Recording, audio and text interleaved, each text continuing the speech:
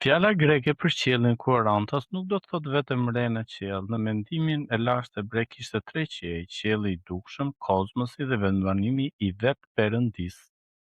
Pali thot tek e dyta Korintas 12 se u rrëmbyer në qiellin e tretë një vend aq i real, aq i fuqishëm sa nuk mund të gjente fjalë njerëzore për të përshkruar. Ja 7 fakte për qiellin që nuk i keni ditur.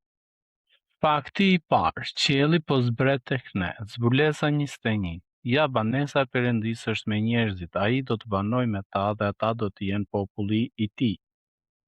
Fakti i dytë, parajsa si kopësht mbretëror. Fjala parajsa vjen nga persishtja e lashtë pairidaza, që do të thotë kopësht mbretëror i rrethuar me mure.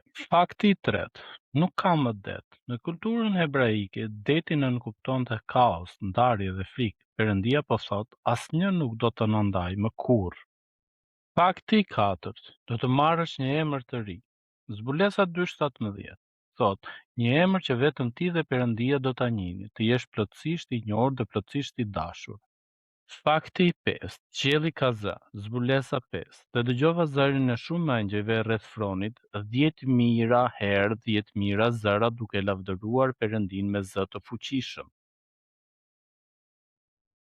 Fakti i gjashtë, qielli fillon tani. Fjala greke për jetë të përjetshme është aionios, nuk do të thotë vetëm për gjithmonë, do të thotë një cilësi jete që fillon në momentin që ti beson. Fakti i 7. Perëndia fshin lotët. Dhe Perëndia do të fshijë çdo lot nga sytë e tyre. Jo një angjëll, jo një shërbëtor, Perëndia vetë me duart e tij, personalisht. Zbulesa 21:4.